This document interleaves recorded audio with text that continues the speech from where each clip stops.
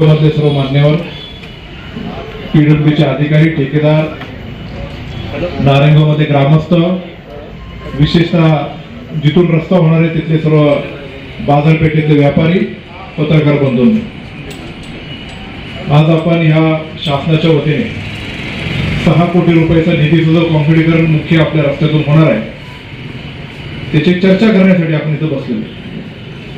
तिथं भूमिपूजन मंत्री महोदयांच्या हस्ते आपण गेल्या महिन्यामध्ये आपण केलेलं आहे. आता कामाला प्रत्यक्षात सुरुवात करायची आणि कामाला सुरुवात करत असताना लोकांचं हित जोपासणं, यामध्ये प्रत्येक गावातल्या म्हणजे नारायणगावच नाही, जुन्नर तालुक्यातल्या प्रत्येक गावामध्ये तिथं काहीतरी वेगळं वळण लावून त्याची बाधा सर्वसामान्य नागरिकांवर येणार नाही याची काळजी मी आजपर्यंत घेतली. या एसटी स्टँडच्या चौकापासून तर थेट खोडदपर्यंत त्याचं रस्त्याचं काम चालू आहे. 14 कोटी रुपयाचा निधी मंजूर झाला, त्याचं काम सुरुवात केली. नारायणगाव ते कथे डायग्नोस्टिक पर्यंत आपलं काँक्रिटीकरण त्याच्यामध्ये करायचंय. त्याचं खासदार साहेबांना आम्ही भूमिपूजन केलं. पहिलं काम आता वारुवाडीचं करायचं, ते हाती घेतले. कॉन्ट्रॅक्टर तेच आहेत. तिथे काही लेंथ कमी पडली, तिथली लेंथ आपण वाढवली आणि तो रस्ता अत्यंत चांगला झाला हे तुम्ही सगळ्यांनी पाहिलं. तिथं पण अडचणी आल्या, तर तिथल्या ग्रामस्थांना विश्वासात घेऊन, शाळेचे जे कारभारी असतील त्यांना विश्वासात घेऊन तो रस्ता आपण अत्यंत चांगला केला. आता खोडकपासून जो रस्ता येणार आहे तर त्याच्यामध्ये जे काही सेव्हिंग होतंय त्या रस्त्यातूनच वाढवून तो रस्ता आपण काँक्रिटीकरणाचा आपण करणार आहोत. मी तिथल्या व्यापाऱ्यांशी मीटिंग घेतली, त्यांचं काय काय मत आहे ते जाणून घेतलं. त्याची लेवल डाऊन करायची एका ठिकाणी म्हटली ती आपण केली. त्यांचंही कोणाचं नुकसान होणार नाही, पण त्या रस्त्याचा त्यांना फायदा कसा होईल ते समजून सांगितलं. 9 मीटरच्या रुंदीकरणाच्या रस्त्यासह 1 मीटर जिथं गटर होणार तो पण रस्त्यामध्ये आपण लेवलला घेणार, की जेणेकरून त्यांच्या दुकानाला आणि त्यांच्या व्यापाराने व्यवसायाला काही तोटा होणार नाही, उलट त्यांना अधिकचा फायदा होईल अशा प्रकारचा निर्णय घेतला आणि तेही काम आपण करणार नाही. पण अनेक असे जे कामं असतात, ह्या गावात आजपर्यंत अनेक कामं केली, ग्रामपंचायतने केले, जिल्हा परिषद सदस्यांनी केली. आजची जी मीटिंग बसली, काल एक मीटिंग झाली. वास्तविक अशा 2-2 मीटिंग होणं काय चांगलं नाहीये. देशामध्ये कुठल्या प्रकारचं गट तट राजकारण येता कामा नाही. जेव्हा हा रस्ता मंजूर झाला आणि मंत्री महोदय आपल्या तालुक्यात आशाताईंच्या वाढदिवसाला तिथे येणार, तेव्हा संतोष नानांनी मला फोन केला की आपल्याला मंत्री महोदय तिथं करून दिलं. वा, मंत्री महोदय तिथं करू आपण काय त्याला विरोध केला नाही, उलट चांगलं आहे. शासनाच्या इथे एक भाग आहे. अजितदादांच्या माध्यमातून आम्ही जरी त्याचं काम करत असलो तरी त्या खात्याचे मंत्री ते रवींद्र चव्हाण साहेब ते तरी स्वतः अजूनही काय आपल्याला काम मागायचं असेल तर चव्हाण साहेबांना आपण मागू शकतो की जेणेकरून आपले पदार्थ ते पडेल. त्या दिवशी भूमिपूजन झालं. नंतर रस्ता काम चालू करण्याच्या दृष्टिकोनातून आपला गाळाधारकांचं किती अतिक्रमण होते, त्यांचं मत काय, याची कोऑर्डिनेशन बैठक घ्यायला पाहिजे आणि सगळ्या लोकांना विश्वासात घेऊन पुढे जायला पाहिजे. ह्या मताचा मी होतं तेव्हा मी पहिला फोन बाबू पाटील आणि 26 तारखेला 26 जानेवारीला आपली मीटिंग ठरली. पण 26 जानेवारीला काही सगळ्या झेंडावंदनी त्याच्या कार्यक्रमानुसार ती मीटिंग काही झाली नाही. पण तिच्यानंतरची जी मीटिंग ठरवायची होती, आता मंगळवार बुधवारचा आमचा कॅबिनेटचा आणि आज आमच्या पक्षाच्या मीटिंगचा तो दिवस असतोच, म्हणून ही पण मीटिंग समन्वयाने ठरणार पाहिजे. ती परस्पर ठरली तर झाली. काय बोललेत काय मी जरा त्या बातम्यांच्या माध्यमातून जरी ऐकलं असेल तरी आपल्याला सगळ्यांचा समन्वय ठेवून लोकांच्या हिताला बाधा पोचणार नाही या दृष्टिकोनातून रस्ता आपल्याला केला पाहिजे. या रस्त्यातून सांडपाणी आणि पावसाचं पाणी वाहण्यासाठी लेवल कसे काढायचे ते ठेकेदारी अधिकाऱ्यांनी इथं सांगितलेलं आहे. या रस्त्याच्या खालून नवीन पुन्हा एकदा पिण्याच्या पाण्याच्या पाईपलाईनसाठी आपल्याला ती योजना करायला लागणार आहे. आणि म्हणून या गावातला प्रत्येक नागरिक जो असेल, ग्रामपंचायत असेल, यांना बरोबरीने घेऊन पुढे जाण्यासाठी दृष्टिकोनातून आपलं काम केलं पाहिजे. या गावात अनेक नेते मंडळी काम करतात, पण एक चित्र बिंबवलं जातं की आमदार या गावासाठी काहीच करत नाही.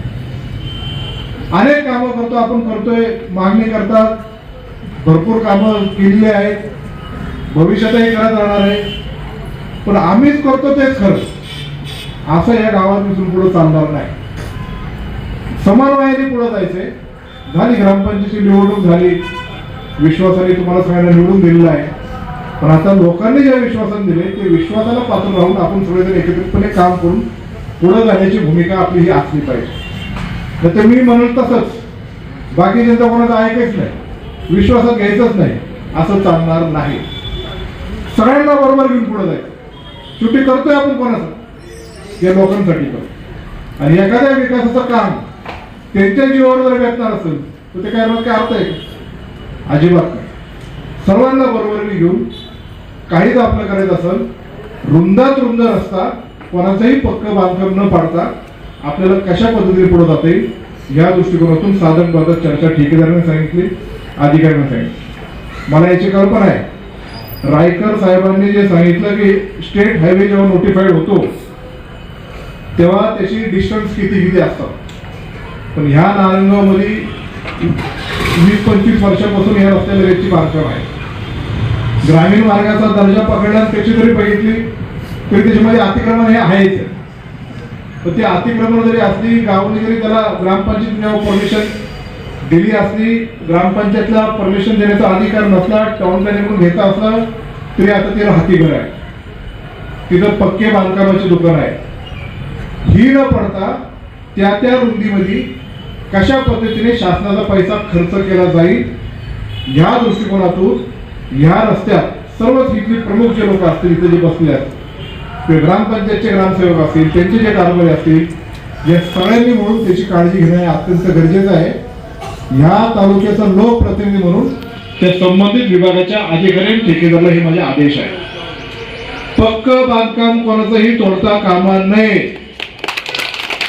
आणि या मीटिंग मध्ये तालुक्याचा लोकप्रतिनिधी म्हणून आदेश केल्यानंतर तो शासनाचा निधी कसा खर्च करायचा आहे त्या पद्धतीने अधिकाऱ्यांनी आता आदेश केल्याप्रमाणे त्यांनी पुढे ते करावं. शेवटी ह्या सगळ्या गोष्टीतून पुढे जात असताना माझी सर्व गाव ग्रामस्थांना त्यांना विनंती आहे की गावचं कुठलंही काम असतं तुम्ही मला कधीही बोलवा. मी या गावातलाच एक सुपुत्र आहे. जेव्हा जेव्हा मला बोलवा, किती काय बैठका असेल, कधी कधी तर काही लोकांनी गावच्या विकासासाठी कामासाठी माझ्याकडे मागणी केल्यानंतर त्या गावाच्या कामासाठी पुढे जात असताना कुठल्याच प्रकारचं ग्रामपंचायतकडून त्या वेळेस सहकार्य झालेलं नव्हतं. पण इथून पुढं ज्या ज्या गोष्टी असतील त्या गाववाल्यांना समोर घेऊन उघडकीस आणणार की मला इथं पैसे द्यायचे, ह्या गावाला इथं खर्च करायचे, आणि हा खर्च करत असताना अशा प्रकारे अडवणुकीची भूमिका चालणार नाही. व्यापाऱ्यांना कोणाला वेटीस धरून दडपशाही खाली काम करू नका. ही सगळी लोक आपलीच आहे. इथला कोणी व्यक्ती कोणी असेल, विरोधी पक्षाचा जरी असतो तो काय पाकिस्तानाला नाही. पण जेव्हा काम करत असताना आपण एक दिनाने पुढे जातो तेव्हा एक दिनाने चर्चा करा ना. आता आपल्याला ते देवस्थानचं काम आपण ब वर्गातून तिथं पैसे आणले. DK भुजबळांचे मी आमदार झाल्यापासून तुम्ही मला मागे लागले, आपण शासनाकडे गेलो तेव्हा ते पैसे आणले का नाही आणले, तुम्ही सत्कार केला का नाही माझा केला, तरी मला यांनी काहीच केलं नाही. मला काय वाटत नाही का माझ्या गावची परिस्थिती. आता नदी काठच्या तिकडून आपल्याला रस्ता देवस्थानकडे येण्यासाठी आपण तो रस्ता करायचा, त्यासाठी निधी आणायचा. ह्या कोल्हे मळ्यातला प्रमुख जुन्नर जो मार्ग आहे तो नकाशातला रस्ता नव्हता. त्या लोकांची जी मागणी होती की तेव्हा आम्ही सहकार्य म्हणून तो रस्ता केला, आता एवढा मोठा रस्ता करताय तर आम्हाला त्याची भरपाई मिळाली पाहिजे. तो नकाशातला रस्ता नव्हता, त्याचं कॉम्पेन्सेशन म्हणून लँड ऍक्विजिशन करून त्यांना 25 कोटीचे रुपये दिले. हे कोणी दिले? अर्थमंत्री अजितदादा पवार साहेबांनी दिले. आणि म्हणून हे पैसे जेव्हा दिले तेव्हा जो रोड आता स्टेट नोटिफाईड होणार आहे, आणि स्टेट नोटिफाईड तो रोड झाल्यानंतर हा जो आपल्या गावाचा रस्ता आहे तो आपल्याला ग्रामपंचायतकडे वळवायचा. ही सगळ्यांचीच मागणी आहे. म्हणजे इथून पुढचा मेंटेनन्स, इथून पुढच्या सगळ्या गोष्टी आपलं गाव पातळीवर, जिल्हा परिषद पातळीवर, आमदार निधीच्या पातळीवर होईल. त्याला स्टेटचं हे सगळे बंधन आता सांगितलं आहे रायकरांनी, तिथून पुढे काही एवढे राहणार नाही. आता बाहेरचा बायपास झाला, बायपास जेव्हा झाला तेव्हा नॅशनल हायवेला सांगितलं की तुम्ही एकदा या रस्त्याचं काम करून द्या. त्यांनी तेव्हा केलं. नंतर बायपास झाला. आता हा रस्ता पण नॅशनल हायवेतून एक्झिट होणार आहे. मग हा रस्ता जेव्हा गावाकडे येईल, गाव असेल, जिल्हा परिषद असेल किंवा आमदार निधी असेल, याच्यातून एवढा मोठा रस्ता होऊ शकत नाही. एवढे एकदम 6 कोटी देणं. म्हणून बजेटमधून याला रस्त्याला पैसे आणायचे आणि एकदा हा रस्ता चांगला झाला का तो गावाकडे वळवून त्यामध्ये गाव आणि त्याच्या आपल्या पातळीवर आपण तो चांगल्या पद्धतीने मेंटेन करू शकू, अशा प्रकारचं कार्य आपल्याला करायचं आहे. म्हणून हा जो रस्ता आहे हा स्टेटच्या निधीतून आता होईल. त्याच्यानंतर परत स्टेटचा निधी येणार नाही. आपण आपल्या लेवलला तो करायचा. म्हणून आज हा रस्ता मंजूर केल्यानंतर ही जी टिप्पणी आहे त्या टिप्पणीमध्ये तुमच्या सगळ्यांकडे पण मी ती पाठवायची व्यवस्था करतो. पण रस्ता कुणी मंजूर केला, कशावरून मंजूर केला, याच्यात काय काय ट्रीटमेंट झालेले आहेत, त्यातून आपण नारायणगाव स्टँड पासून चालू केल्यानंतर आपलं तिकडं खाली शनिवारच्या बाजाराचा ते डॉक्टरच्या समोर जो ओढा आहे त्याच्यावर पण आपण तो ब्रिज करून तिथपर्यंत तो आपण रस्ता नेणार आहे की जेणेकरून हा रस्ता अत्यंत चांगला होईल.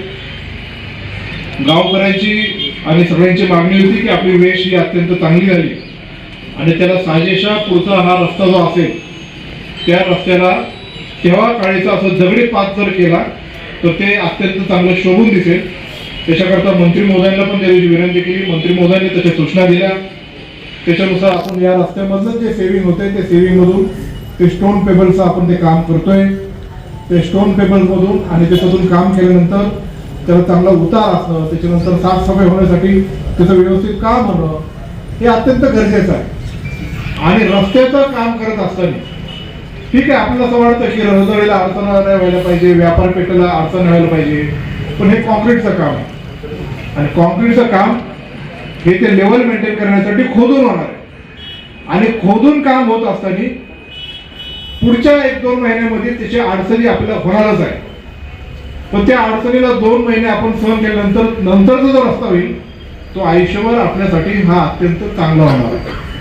म्हणून पुढचे पण जे काही गाड्या असतील त्या गाड्यांच्या पलीकडे जरी लाईन असेल तरी त्या गाड्यांच्या ओट्यापर्यंत आपल्याला रस्ता कसा नेता येईल, गाड्याला हात न लावता त्याची आपण काळजी घेऊ. पक्क्या बांधकामाला हात न लावता कसं करता येईल त्याची आपण काळजी घेऊ. शेवटी हा रस्ता अधिकचा जेव्हा रुंद होईल तेव्हा व्यवसायाला आजूबाजूला एवढ्या गाड्या लागतात. दुकानात माणूस आला का समोर गाडी लावतो, परत तो रस्त्यात गाडी गेली का ते ट्रॅफिक जाम होतो. अशा पद्धतीची आपण सगळ्यांनी काळजी घेतली पाहिजे.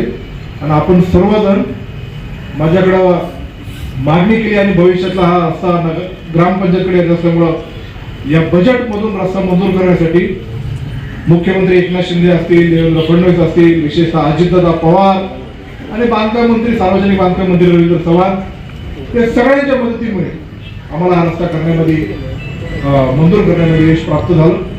शेवटी तालुक्यात अनेक रस्त्यांना आपण जेव्हा असा निधी देतो, अख्ख्या तालुक्याचे सगळे रस्ते करायचं म्हणजे एवढा निधी पुरणार नाही. पण जुन्नरच्या वाट्याला जे रस्ते येतील त्यात प्राधान्य कशाला द्यायचं तर आपण पहिले आपल्या नारायणगावला पाहतो, वारवडील, खोडद रोडला हे का तर आपलं गाव वाढतंय. या गावाची लोकसंख्या, गावचं वाढ ज्या पद्धतीने होईल त्या दृष्टीने आपलं पुढे जायचं. मला इथल्या गावातल्या प्रत्येक नागरिकाला सांगायचं गावाची खरी सगळी ताकद कुठली आहे तर आपली तमाशा पंढरी, व्यापारी बाजारपेठ, इथले शैक्षणिक संकुलन. पण ही जरी ताकद असली आणि एवढे लोक आपल्या लोकसंख्या गावाची वाढतीये, या सगळ्यांना मूलभूत काय असेल तर पाणी पुरवायचं. आणि हे पाण्याचा फ्लो आपल्याला कुठून आहे तर डिंबाळ आवा कालवातून आहे. या डिंबाळ आवा कालवा 12 महिन्यातून 10 महिने चालतो, तेव्हा नारेगाव वारवाडीला एवढं मुबलक पाणी मिळतं. कालवा जर बंद पडला तर तिथून पुढच्या 10 ते 15 दिवसामध्ये आपले विहिरी, बोरवेल, पाणी पुरवठा ठप्प होताना आपल्याला पाहायला मिळेल. आता काही लोकांचं चाललंय डिंबे ते माणिकडोला कुकडी नदी सोडायला खालून बोगदा करायचा. तो बोगदा जर झाला तर डिंब्या डाव्या कालव्याचं पाणी बंद होईल आणि त्या कालव्याचं पाणी जर बंद झालं तर नारेगाव वारवडीला एवढ्या लोकसंख्येला पाणी कुठून देणार, हा मूळ आपल्या गावाल्यांचा प्रश्न आहे. आणि हे पाणी या लोकसंख्येला एवढ्या मोठ्या प्रमाणात जर पुरवायचं असेल तर बोगदा व्हावा, पण तळाला नाही. तो वरती व्हायला पाहिजे आणि डिंबा कालवा बंद पडता कामा नये. या भूमिकेतून मी असेल, वळसे पाटील असेल, ती वाटचाल करतो. लोकांच्या हितासाठी काही गोष्टी जर आम्ही करत असेल तर ते निश्चित प्रकारे केले गेले पाहिजे आणि त्याचं आकलन आपल्या सर्वांना असलं पाहिजे. जर या कदाचित हा काही कुठल्या पक्षाचा वाद नाही, आपल्या गटातटाचा पण वाद नाही, हा प्रांताचा वाद आहे, आपला आणि खालच्या. जर याला कदाचित सरकार कोणाचं जरी असेल आणि ते असं करण्याचा जर प्रयत्न करत असेल तर नारायणगाव आणि वारवाडीकरांच्या प्रत्येक ग्रामस्थांना त्याचा आवाज खूप मोठ्या प्रमाणामध्ये हा उचलावा लागणार आहे. आणि मी आता आमदार आहे, योगायोगाने आता आम्ही सत्तेत आलेलो आहे. मी जोपर्यंत तिथं आहे हा भोगदाचा तळाचा प्रकल्प मी कदापि होऊन देणार नाही आणि आपल्या नारायणगाव वारवाडीचं पाणी कसं पद्धतीने सुरक्षित राहील त्याच्याकरता आपल्याला ते काम करायचं आहे. मला पुन्हा एकदा सगळ्यांना आवाहन करायचं आहे, मी आहे ना राजकीय वादातून तुम्हाला कोणालाही थोडी सुद्धा तोशील भासून देणार नाही. गावच्या हितासाठी आणि जे जे करता येईल त्यांच्याबरोबर चर्चा करून, मग कुणी असो, कुठल्याही पक्ष जरी असो, त्यांच्याबरोबर विश्वासात घेऊन चर्चा करून आपल्या गावच्या हिताच्या दृष्टिकोनातून मला कार्य करायचं आहे. आणि माध्यमांच्या द्वारे त्यांनाही आव्हान आहे की बाबांनो, गावचं काम आहे, गावच्या हितातून पुढे जात असताना सगळ्यांना विश्वासात घेऊन पुढे चालणार. मीच करतो तेच खरं हे इथून पुढे चालणार नाही. सर्वांनी हातात हात घेऊन पुढे जाण्याची भूमिका ठेवावी. माझी तयारी आहे, आपणही सर्वांनी करावं अशी मला सर्वांना विनंती करायची. पुन्हा एकदा आपल्याला विश्वास देतो, रस्ता जेवढा जास्त रुंद करता येईल तेवढा रुंद करणार, पक्क्या बांधकामाला हात लावणार नाही. काही पायऱ्या काही ओटी असतील तर ते काढून आपल्याला पुढे जाण्याशिवाय गत्यंतर नाही. त्याच्यासाठी तुम्ही सर्वांनी सहकार्य करावं. पुढेही ग्रामपंचायत असेल, ग्रामसेवक असेल, ते तलाठी सर्कल असतील, सर्व जर असतील, एक दिलाने एकत्रितपणे पुढे जाऊन या रस्त्याचं काम आपल्याला करायचं आहे. एवढं या निमित्ताने सांगतो. तुम्ही सर्वांनी इथे जे काही उपस्थित आहे, तुम्ही पण सगळे व्यापाऱ्यातले, सगळे राष्ट्रवादी काँग्रेस पक्षाचे, माझ्यावर प्रेम करणारे जे काही कार्यकर्ते असतील, मकरंद भाऊ तुम्ही असेल, तुम्ही तर काय कोणाची भेडभाड ठेवत नाही. जे योग्य आहे ते योग्य म्हणायची काय तुम्ही काम करतात. तुम्ही पण उभं राहा. सगळ्यांनी या गावच्या रस्त्याचं काम कसं दर्जाने होईल यातून आपण सर्वांनी काम करावं.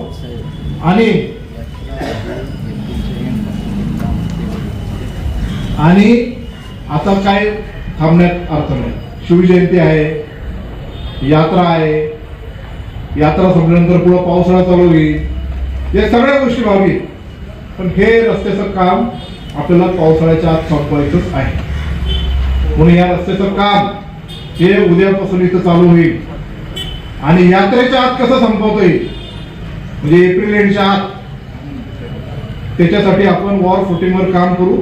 त्यासाठी जलद गतीने काम करण्यासाठी ठेकेदार असलेले अधिकारी असतील पुढे बांगर, तोपर्यंत सर्वांना विश्वासात घेऊन आणि बोलताना जरा संयमाने बोला. सगळ्यांनी कोणी जरी असतं त्यांच्यावर लोक मदत करतात ना, फक्त त्यांच्यावर जर बोललो तर ते मदत करतील. आणि मला तुम्हाला विनंती करायची, ते म्हणले की 4 महिने कामाला लागतील, पण एवढे 4 महिने नाही, आपण 2-2.5 महिन्यामध्ये काम संपू. ठीक आहे, थोडा अडचण होणार आहे याची मला कल्पना आहे. रोज आपल्याला दुकानात यायचे, दुकान उघडायचे, गिराईक यायचे, गिराईकला लांबून यायचे, तो म्हणून कंटाळा करेल, हे करेल, पण आपल्याला ते सहन करावं लागणार आहे. हे आपल्या हितासाठी तेवढं आपण सहकार्य कराल एवढीच अपेक्षा व्यक्त करतो. तुम्ही सर्वजण इथं जमलात त्याच्याबद्दल आभार. आणि पुन्हा एकदा सांगतो, कोणावरही बाधा येणार नाही याची खबरदारी घेण्यासाठी अतुल बेनके खंबीरपणे तुमच्या पाठीमागे उभा आहे. एवढं सांगतो. जय शिवराय. शिंदे आणि मुक्ता मार्केटला तुम्हाला जे 4 रस्ते करायचे त्याला मी लगेचच आता या डीपीसी मध्ये आमची यादी चालू आहे, त्यात 20 लाख रुपयाचा निधी आता जाहीर करतो. फक्त रस्ते मंजूर होण्यासाठी पुष्कळशी कॉन्टॅक्ट करून इथे जे काही त्याला पेपर आणि प्रस्ताव लागतील तेवढे तिथपर्यंत पोहोचतो. धन्यवाद.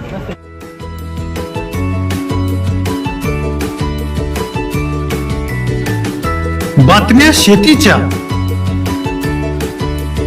बातम्या मातीच्या, बातम्या अन्यायाच्या, गुन्हेगारीच्या,